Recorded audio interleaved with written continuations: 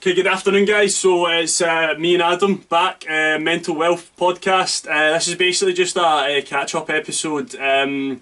We've tried to get guests on the past 2 weeks. Me and Adam have kind of been unsuccessful, just sort of due to people just sort of availability. Yeah, and things fall through, don't they? It's kind of hard to get free. Yeah, for people in at once, know, but we've got some people planned in the pipeline. You know what I mean, for the next yeah, couple of 100%. weeks. So, but today I think we're just gonna have a wee catch up and just talk a wee bit about. I've had people asking me questions about.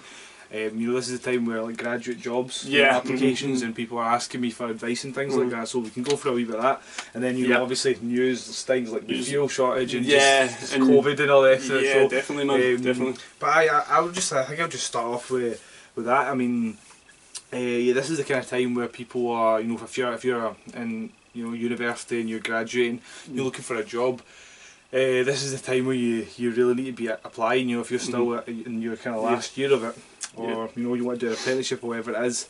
How did you go about it when you were? How did I go about looking for jobs? So just mad, just everything you've seen. Oh, absolutely everything. Grad cracker weekends it was. I think I maybe applied for 90 jobs until I actually got one. About 100, yeah. That's. It's tough. It's tough out there actually, and I actually caught up with the group of people I went to uni with this weekend. Actually, we caught up on Saturday during the day. We went to the Arc in town. Do you know the sort of near Strathclyde? It's sort of like a pub sort of thing. It's got a big bit to it. So we just sort of caught up and just sort of seen how people are getting on. Brooke, one of the girls that was in our sort of group. It's me, Brooke and Jack. It was a tight group towards the end of uni. I think it was quite good to keep it like that. So it wasn't like too sort of diverse and that, and we just stuck to, that was our group basically, third and fourth year, and we got through it. Brooke, she works for Star Refrigeration down in Thornley Bank. So I done a few summer placements with them, and Jack, he recently got a job with Thermo Fisher Scientific.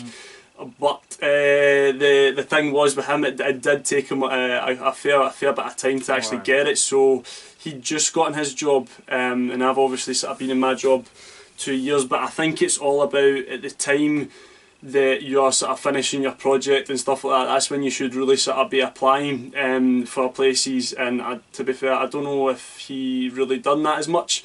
But obviously he's now got something and it's good. And I even said to the group that we're with, obviously on Saturday, it's good that everyone's sort of. We've now done uni and we've all got something, we've all got like a job. Yeah, my pals are kind of starting today. I was lucky to get one straight away, but a year on now, and my friends are kind of just are now starting to manage to find jobs, which is good to see. But like, just talk a bit more about that. So like 97 applications. I'm kind of in the same boat as well. I applied for tons of them, and it's a big commitment, isn't it? Because you've got other stuff to do. You're working. You're still doing your uni work or whatever. And you need to spend a lot of time doing the applications. It takes ages. Covering later, like just the same one and sort of shimmy it about. Just changing it about. And then on top of that, you're getting knockbacks all the time as well. 100%. So, like sometimes as soon as you send it, they'll be like, "Oh, not unsuccessful." And it's like, so how did you deal with that? How did you deal with those like? How did I deal with the setbacks and stuff? I do remember one interview. A few people probably already know this that know me. I've talked about this sort of job situation if I went to William Grant and Sons.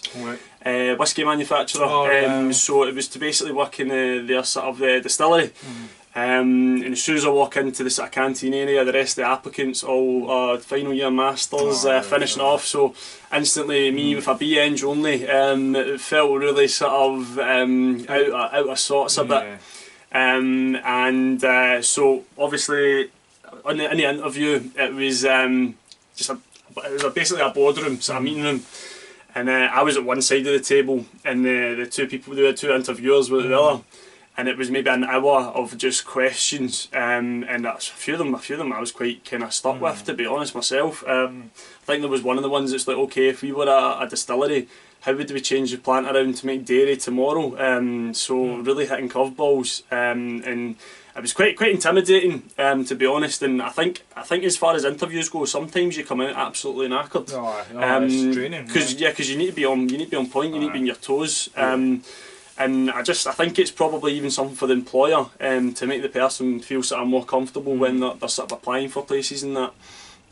Just to try and make sure that the experience isn't as too full on. I remember the job I got for Babcock, it was just a like sort of coffee table. It was me, my boss Anne, and sort of her boss Nick, and we just sat around and it was just a discussion. It was very sort of chill, no intensity. I think then you get the best out of a person when they're more relaxed, because if they're really uptight, you're not gonna get the best impression from them. 100%. So that is definitely something for the employers to think about. But I mean, seeing Matt one for Babcock again, my assessment centre, there was a guy who he bottled at me and he just walked out. He says, "No, I can't do this." And he got too much for him and he just left. And I thought it was quite a relaxed. I mean, I like talking. You know, we're doing a podcast, so obviously, I know. I mean, so it's like, so I don't mind, you know, sitting and going and just tell people about myself and you know, doing teamwork and stuff like that. I can enjoy them. I think so, and that's something as well. But what would you say to someone who doesn't enjoy like talking? Like, how do you think they should like go about it?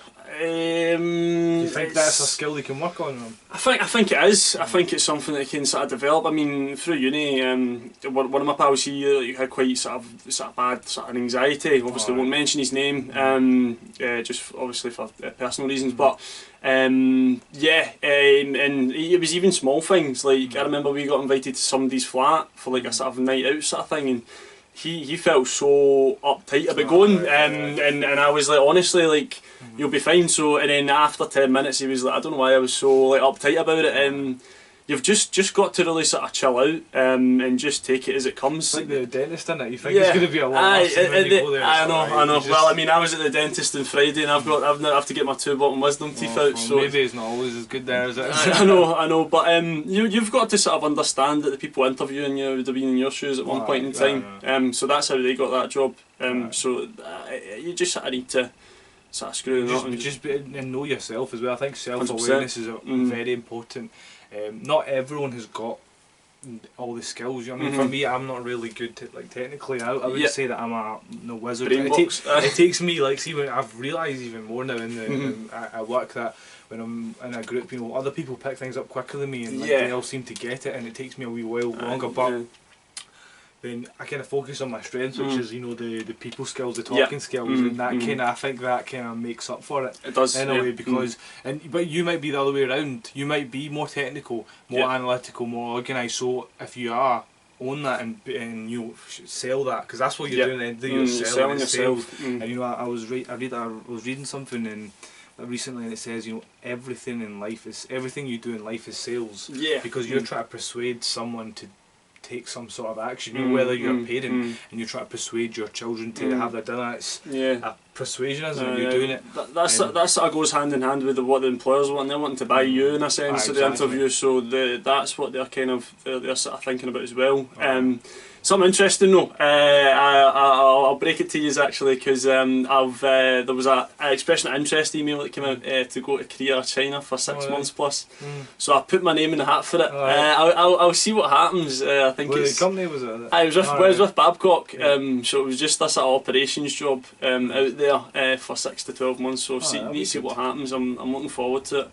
What the outcome is, and I mean, it's one of those ones. It's if I don't get it, I can go back and sort of start seriously looking at sort of properties and stuff like that. Obviously, just kind of need to know if I've been selected or not. But that'll be good. So it should be good. That's interesting, because like mine, we're probably kind of the complete opposite when it comes to that. In terms of relocating, like I don't want to go anywhere. I've been away. I've seen. You've done that. I've not seen the whole world. I've seen Liverpool. I've seen Liverpool. I've seen England. I've seen someplace. And I've realised that, you know, for me, I prefer it at home so much, because it's the community, it's the people you know. I do like meeting new people and stuff like that. I met so many great people. I know. But you know, I was always running back home. I was like every 2 weeks I was coming home. So it's but I mean, saying, you know, I'm obviously married now as well, so for Yeah, you're for being me it's single, you can just go back up and boost wherever you want, which is great. I mean, you can go and go to Korea and see, you know. I know it's only 6 months though, isn't it? So it's not too bad. You know, I know, you're getting that I know. opportunity, and I definitely think that travelling is definitely good for the brain. It's good for trying to broaden Yep. your mind, doesn't it? Aye. You know, in terms of you might go there and see the way they do something, Aye, I know. and come back here I know. and say, oh, that's a great idea. Aye, Example, trying. a guy told me, a guy called Steve told me when he was in Japan, I think it was, Japan have got the system where they don't want anyone carrying, you know how on the train and bus here you see people with suitcases all the time. Yeah, yeah. They obviously they look at it as like, no, that is inefficient. There's Right. too much. You're taking up, you're wasting space, right? Yeah. So they've got some sort of, it's like a logistics transport system for your luggage. Really? It goes. I'm sure it goes all over the country, right? Yeah. Or definitely in the main cities. So you get to the airport.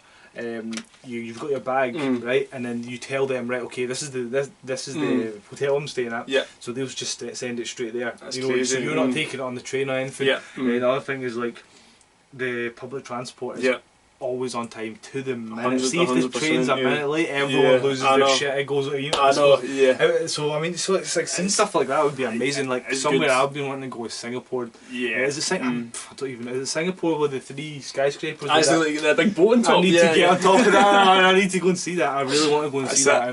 We'll do a live stream for it. We definitely will. And just like, you know, it's you know, if my mind's kind of changed that way, whereas before I was thinking, no, I need to make this much money, I need to do this, I need to do this fast. I know. When you realise, no, you need to go and experience. You have to go and experience different things, because that will ultimately help you. 100%. Whatever you're doing, you know, it will help you. I know, and to be honest, to sort of really back to the point that obviously like you were sort of saying that you've sort of seen sort of places and went different places to work, and then obviously sort of coming. You're like you are sort of that home person. I mean, I think, like just sort of for example, obviously I'm now down at my gran's now, and she lives in Muir End, which is right next to the bank, the pub. Right. So even like the times that I've been in, just the atmosphere, the community about it, like you said yourself, it's just a nice place to be. You know, the staff are really nice. I think what was it? 2 of my pals, they helped with the chairs and tables. The manager said, if you help me with the chairs and tables in, I'll get you both a free pint the next time you're in. So it's like, and they actually, you know, she came up to the boys and said, here, look, there's your sort of pints for helping us in last night and stuff. So it's that sort of thing that I think it would be sort of, I'd be sort of sad to leave that behind, I think. And that might play a wee bit in the homesick card, but I think as much as anything, the experience and that, like a completely different language, like 100%. You know, Korea, like where you're going to find it difficult to communicate and stuff. That's another challenge, isn't it? Sign language, like going up to, you know, just try to just do your best and get through it. But it'll definitely be a good experience. I hope you get it. But what else? I mean, what's see this stuff in the news? Like what's fuel shortage thing? I've seen this. It's wild, isn't it? It's like, see, I mean, I understand there's certain people like who need their car for their job. Like, you know, like obviously taxi drivers, right? You've got people in the trades that need to get up and down places, right? But see, if you need to travel to your work to go to work and you can't get any fuel, then you can't go to work. I mean, if you can't work from home, then I understand that, but I feel it seems like there's a lot of people that are just going nuts. It's a bit ridiculous. Filling up, you know, those what do you do? Jerrycans. Filling 6 of them up, and you know what I mean. It's just ridiculous. It reminds me of obviously the toilet roll thing. It was mental. There was so like in our shop on Fernhill we had we had a ridiculous amount of toilet roll before. We just always. My dad says it's for insulation to keep it cooked. You just keep loads of toilet roll. And he's not going to buy the fiberglass stuff. He's just going to keep the toilet roll. We were lucky, like just to have that. Massive supply, but you seen people going nuts and like arguing over it. What's getting the people? I think it's ridiculous as well. To be fair, I've not really used my car this weekend. Sort of Saturday onwards. But but that, and I'm just kind of like I've just not really had the sort of need to use it, but I've had, I think it was maybe 148 miles to empty tank, and I was like, if I'm going to south tomorrow, I'll fill up. So I went round Muir and the Morrisons at Givenlock. All the pumps were were plastic bags on them, so the kit obviously empty. So it was like, right, we cut down Bunfield Road at BP, and I think I spent £38, and that was to take it from 148 miles to 490 miles. So, and I think I was sort of looking at the sort of calibration sort of thing on the sort of fuel pump, and it was probably about 4-3 ratio in terms of fuel to litres. So no price to litres. So like, I'm sitting here, I'm probably getting, for £1 I'm getting 0.75 sort of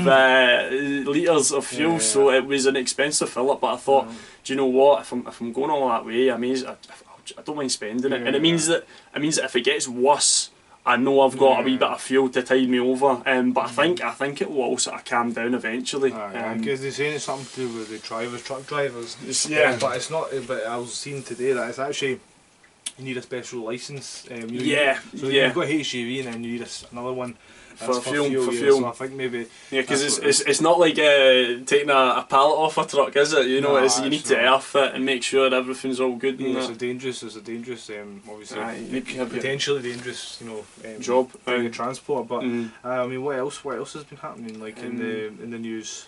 I think the cases are rising in coronavirus, but it's just more of I think it's just going to plateau. They said that a lot of people they're saying that the death rates are a lot higher now. Is it?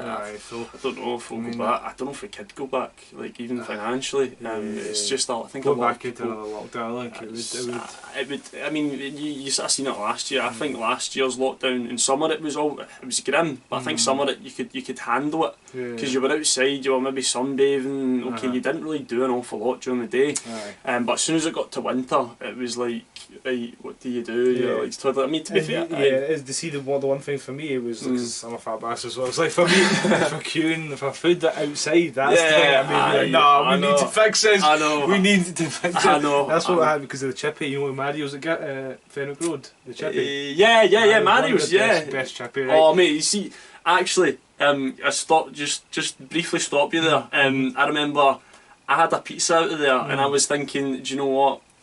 Pizza at a chippy, I don't feel that great. Oh mate, amazing. Oh, it was good. It was good, and I think that was actually when my grandpa had passed away, and it was like it was a midweek night. We're all around my gran's, and we're all just sitting there, and I'm like, I probably won't go swimming tonight, and then everyone's like, I'll probably get food in. Nobody's really wanting to cook, sort of. And I was like, right, okay. And everyone's like, we'll go to Mario's, and then I was like, I kind of want a pizza. I'll do pizza at Mario's, and it was like £6. I think they've hiked the prices up since then, like £6-7. I'll see what it's like. And honestly, I've actually just went back there a couple of times actually, just to buy pizzas because it's a wee bit cheaper than Tony's. Around the corner, the Tony's pizzeria at Givenut. Tony's, because I think they're something like £14 a pizza, and then for Mario's it's about a tenner. What's that one? There's one round the corner for Mario's. It's called Armando's or something. Armando's makes a really good pizza. But see, in Mario's, right, this is the one thing that he's kind of changed. He used to, like, I think about 6 or 7 years ago, he changed from like the old school traditional chippy that it's always been. He kind of done it up, and he got the stone bake oven, and he's done it up nicely. And one thing that I kind of disagree with, right? I don't know much about obviously being a chip shop owner, but. What happened to the paper? Like the paper, the brown paper. Now it's in boxes. My dad gets quite upset about this. Like, it's not authentic. But I mean, it's you get that different kind of. It kind of, I think it soaks in. Soaks a wee bit. Yeah. I think it's a bit. I mean, it's still definitely one of the best chippies. Let's get him on. Let's try and get the gaffer on. I've seen him a few times. I've seen him. I've not spoke to him for a while, but I think you were talking as well for the next for upcoming guests. You know the ice cream questions getting a bit kind of trying going for the favourite films, top 5 favourite, top 5. I think that's difficult. You go start it off, mate. So I think we'll maybe do one more with the ice cream question. I think we're going to progress on to more of the top 5 favourite films question. So what's yours? What is my top 5? You buying time, mate. I think Dark Knight. The original has got to be up there. It's got to be brilliant. The original one, not with Bane, the one with the Joker. Oh, the one with Heath Ledger. I think that's got to be up there. That is definitely a good film. Ferris Bueller's Day Off, brilliant film. Okay. Brilliant. I mean, I've seen it. It's good. What other ones did I have? Interesting. All I had was Fish Tank. Have you seen Fish? It's like an independent film. It's a Channel 4 film, but you wouldn't expect it to be good. I remember I watched it on Netflix. I was like, there's a plot twist in it. It's brilliant. I don't know, man. The other two, it was hard. I think. Have you ever seen Prisoners on Netflix? Prisoners, no. It's good. It's a good one. It's maybe about 2 hours long. A few other good ones, but it's hard to try and find it. What would be up there with your top 5? For mine, I like all the mafia films. Like, see, like Godfather. I'd say Godfather. I'd just put the whole trilogy as one. And then obviously Goodfellas, another classic. Yeah, I love Goodfellas. Let me try and think of actual classics that I would. Scarface. Scarface is good, right? But I wouldn't like put it up there. I mean, but I would probably put some. Yeah, I mean, Scarface is good. I really like that, but I'm trying to think now. What else? I mean, got the Godfather trilogy, like 1 and 2. Maybe not the third one's good, but it's not that. It's kind of boring in some ways. But 1 and 2 is definitely in there. And I've seen some good films recently, like some of the independent films are actually quite good. Like I know. Fuck, I can't think now, man. It's like have you seen that Money Heist? I was watching that. Netflix. I heard of it. I've heard it. It's quite good. It's in Spanish, right? But see, this is one thing that I just cannot do. Netflix, you can put a dubbed version, which is it's not fucking authentico, mate. It's not. I know it's not. It doesn't feel real. So I'd rather sit and read subtitles than. And you know, I think I would as well. I done a bit of Spanish in school, so I'm kind of picking up again. I'm remembering but that's really good. Also, this new one called Squid Game. My sister watched the first episode of it. I won't ruin it for anyone, but it's like I couldn't even ruin it. I've not seen it. I've only seen the first episode. Basically, you've got all these people. If you want to watch this and like forward this bit, so basically the guy is a guy and he gets put into there's like 300 people or something up in this one big room, this big like place where they're all waiting, and they've got to just play these games, and if you know they're not if you lose you die. So the first one is like, you know, remember what's that? You know, when the music stops and musical chairs, musical statues, right? It's like that, but they're all in a line. And they have to get to the other side. And when the music stops, they need to stop. If they move a little bit, it's like the camera recognise it, and a fucking sniper just pops. Really? Oh, that's mad. That's mad. It is wild. That's quite cool. But do you I mean, I try not to watch too much TV because obviously I try and read books and stuff. Do you read? And it's something I would need to get into a wee bit more, to be honest. I think I suppose I try to juggle it a wee bit and try to find time to read. Sometimes I just find it more, and to be fair though, like it would help. I think it does help. Like, because to be fair, sometimes for me it's reading emails most days and email threads and what's been said. But I do think it would sort of help that as well, that sort of aspect of things as well. I think I think TV shows that I quite like. Have you ever watched This Is England? Yeah, I've seen the film. I've not seen the You should watch the series. The series is really good. It's like it's like a kind of drama.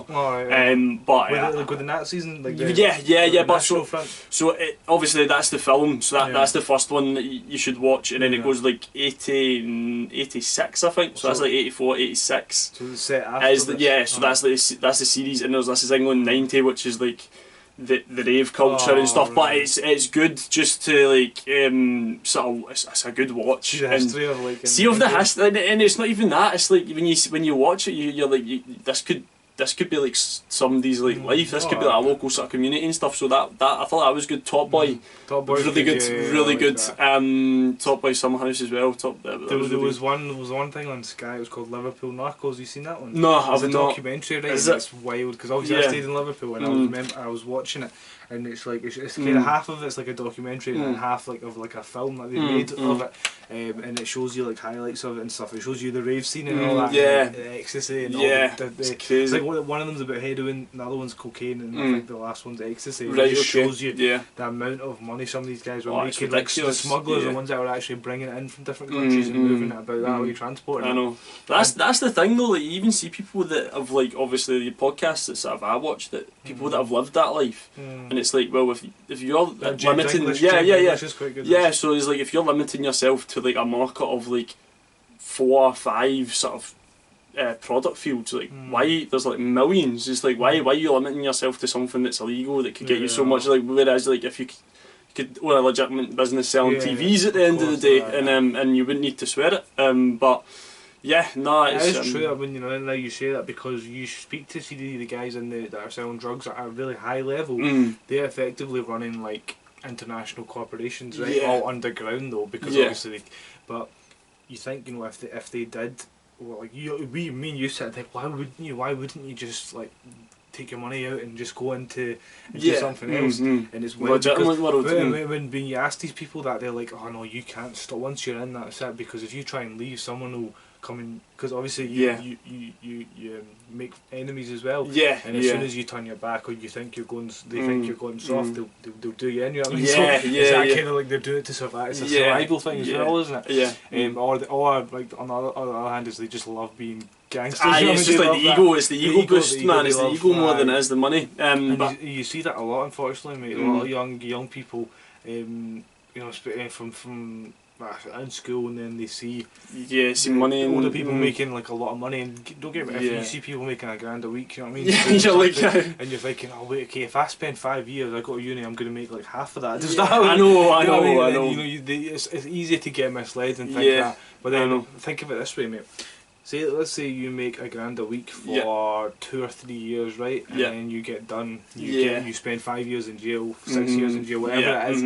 You're making fuck all during that time. So when you balance out, you're making less than later. You would even out. Do you know what I mean? Over that whole time period. So, and I think it was something that like is much. I didn't really see much of. I mean, when you were in high school and stuff like that, in sort of uni a wee bit as well, you seen a lot of like people taking and doing stuff, but like I didn't really see much of it in comparison to if I was in a different place in the UK. If I was like, say, maybe London or something, you would see more of the people like walking about with the was it Submariner Rolex on and all that sort of stuff. I suppose there's different areas though, because London's a big place as well, just like Glasgow. It depends where you are, what you're exposed to and stuff like that.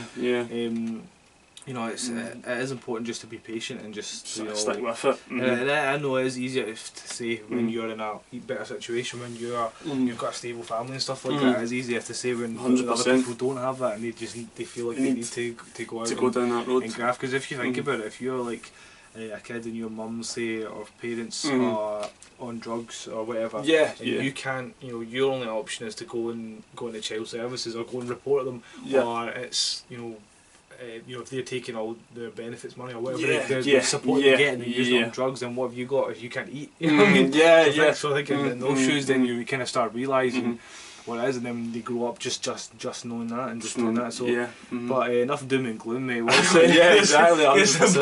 Positive stuff. And that's the thing that I will say about Blair, is that he's always got a positive attitude, positive mindset, and that helps a lot, mate. To be honest though, like I was out on Friday actually, so I was skateboarding because I had the day off and stuff. I was like, I'll go down to there's a sort of there's under the Kingston Bridge, there's sort of derelict bit of land that a few boys had built some obstacles and stuff. It was really cool. It's Kingston DIY. So my pals like, I'll come out to Loading Bay at like 4. So thought, I'm not going to sit about the house for 2 hours. This is 2 o'clock, so I thought, right, I'll jump down and sort of see what's what myself. So I skated about for a wee bit. I took a wrong turn on the motorway and I ended up at like Palmadie, right? And I remember I seen one of like do you know Jack Carline? His big brother's, one of his big brother's pals, so I knew him, I knew the boy. Was he's David Emerson. Yeah, he actually watches the show if he's watching shout out David. But he was like, I seen him just walking, I was like, yeah, where are you going? He's like, I'm going to Muir. I was like, jump in, I'll give you a lift up the road. So he's like, he's like, oh mate, it's some boy for doing this. And but like, he said, do you know this phrase, happy go lucky? Like, a few people have said like, oh mate, you're like a happy-go-lucky type of guy, but I don't know if that's something that's like a good thing or if it's like, you know what I mean? No, I think it definitely is a good thing. Yeah, it's like just living in the moment and not really worrying about the future. Yeah, because obviously you've got you're not just fucking about all the time. It's that attitude, but you're obviously kind of sensible where you're doing your job and stuff like that, and try to progress that way as well. So no, definitely, that's a good thing, mate. Yep. But yeah, skateboarding's interesting because I've seen. I was actually up at you've been at Yipon Kitchen and. Is it Yipon Kitchen or just Yipon in Strathclyde? Town, yeah. Place. I was there yesterday and I seen a few guys coming in and with like skateboards and stuff like that. And I was thinking, fucking hell, I was like, oh, that's quite interesting. Like I didn't think people actually still do that. No. I still kind of. I don't do it as much as I used to. I just kind of do it when I sort of find the time more than anything. I still got the people that. Scott Logan, he was a year below us at Williamwood. Still keep in touch with him, and we've still got the group chats that kind of go. If anyone's just up for skateboarding, we'll just get something organised and stuff. So is it a culture thing, or is it just you just do it because you like the actual buzz? Yeah, it's a bit of both. Obviously, like I mean, even when I was skateboarding on Friday, you surprise yourself at times because Scott's like, oh mate, like, you should try this trick. You should give it a go. I was like, I don't know. I ended up landing it, and he was like, I'll do it with you, like the basically the other way, and he landed it as well. So we're like both hyped on it. We're quite buzzing and. It's quite good actually, even to see like, obviously the local skate park for me is like Rookie Glen and sort of Forney Bank DIY at Burnfield Road. So, and I mean you see like now more than anything, you see more of the younger people getting into it and stuff like that. And I think for me, sometimes a lot of people say like I kind of go down more for so I do skateboard and stuff. But it's more sort of the social aspect to catch up with people and stuff. But I think it's quite good as well. And a few people have said like, oh, like see you going down, it's like you're quite good because it's like for the younger people sort of growing up, they like might just do stupid things or like certain things and stuff like that. But like a few of the boys have said like, nah, like you've got your like head screwed on a wee bit, so it's quite good to sort of give maybe like not really kinda give advice sort of thing based off experiences which I've experiences that I've sort of had sort of growing up and stuff like that, obviously. But but you still playing the golf? My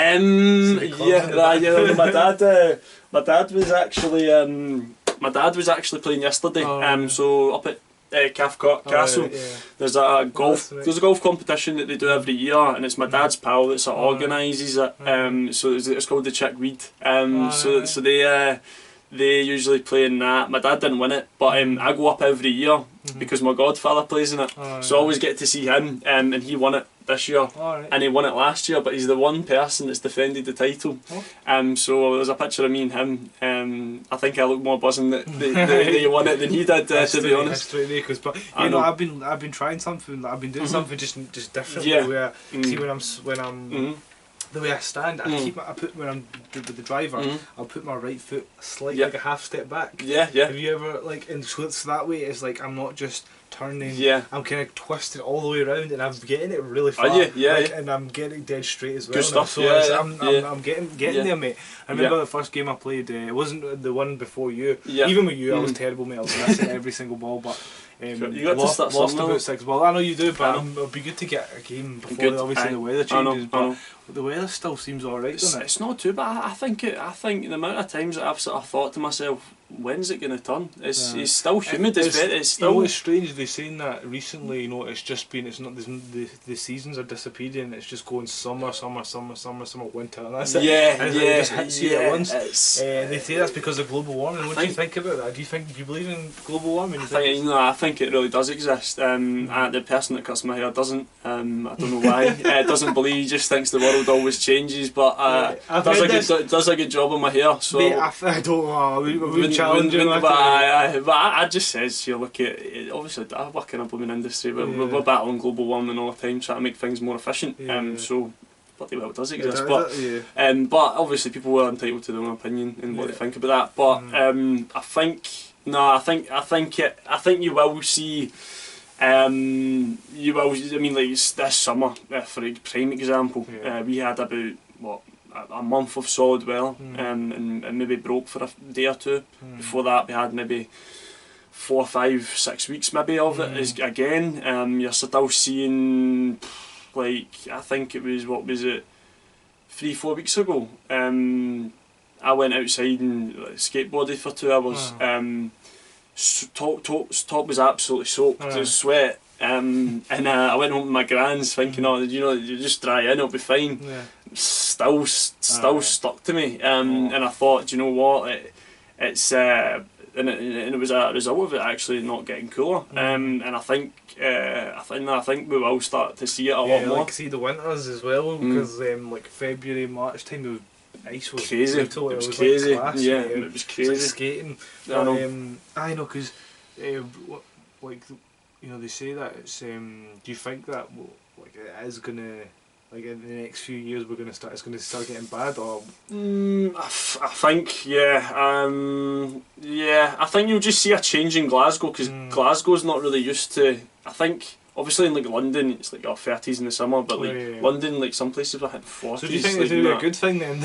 I don't know. Short term it might be a good thing. I think we've got to adapt to it. I mean, I think it's at times like when you've not got ACs in Glasgow, like, because you just don't need them. I had a fan in my bedroom. For the summer. It's ridiculous. Yeah, because I mean, like, you end up like going from having a duvet and then you just make your bed with a duvet on top and you just put a sheet over you. Because I can't sleep with anything. Not like just nothing on me. You need something over you. A layer of protection against the darkness. That's exactly what it is. It's not. It doesn't matter how hot it is. You always feel like you need. Something. You need something, man. Definitely. When you get more experience in swimming, is there a certain stroke that you yes, I specialise in. So I'm mainly breaststroke and sort of front crawl. They were my two go-to ones. But what else is there? Back crawl and fly. Back row and butterfly. And the so what's the butterfly? Is that the one you go to? That's difficult. It's taxing. It's really taxing with the energy. But like we sort of. Can you go faster with that though? Yeah. But like it knackers you though. It knackers you quick, man. So so I got sort of demoted to the. I'm going to be going to the other lines, the slower lanes. The other youngsters are coming in these days, absolutely bossing it, and I'm just sitting there like, this is just crazy.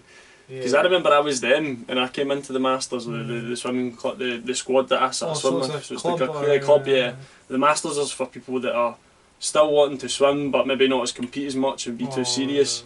So I remember when I came in at 17, I jumped in the lane and this guy turned in and was like, I'm old enough to be a grandpa, and that was just that from the get-go. But it's good. I like the Masters. I still do swim and that, and then obviously go to the gym as well. So are you still in Nuffield?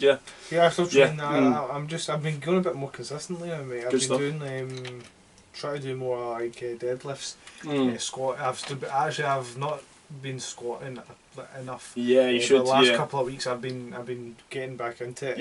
I'm not just kind of staying light. But I enjoy it though, it's good. Yeah, definitely. Good, you feel good. You feel good after. Your body feels better. You feel good. I always think, see if I've went to the gym 3 times in the space of a week and I've swam twice. You feel good. You feel like I feel good. And then the weekend comes around, you're like, I feel good. Like if you overeat or something, you can say, oh, it's fine. It's fine, I burnt it off, you know.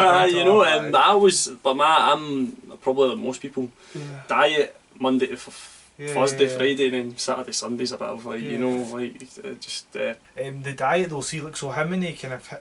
I mean, I used to eat way too much. I used to eat like 5. I thought I needed like 5 meals a day. When I don't, I realised that I don't. I know. Maybe when I was younger, I was doing more cardio and I needed it. But for you, how many calories roughly do you eat a day? Training 5 times a week. No, I know. I have quite like midweek. I have such a like predictable, consistent sort of diet. It's just talk us through it then. So wake up. Orange juice. Bowl of cereal, slice of toast, Special K red berries, or like a derivative, so like a Tesco's own Special K red berries, and then I would have like a coffee at my work, so that if I'm in the office tomorrow, it'll be like, first thing I do, I'll go in and make a coffee, or I'll get one, make a McDonald's one, or I'll just make one in the office. So that's a coffee at about 9:30, 10. And then lunch, which is basically between a cheese toastie or a sandwich that I make before going into the office. and then after that, it'll just be like sort of pre-workout gym, or like a banana maybe, in a water, pre-workout gym or something like that, and then I'll come home, have my dinner. Ice cream's got to be in there. That's one of that's I eat like an ice lolly or something. Our family love it. Absolutely love ice desserts. And then it would just be milk and a biscuit before I go to my bed. That's quite a tame diet for how much you exercise. It is, I know.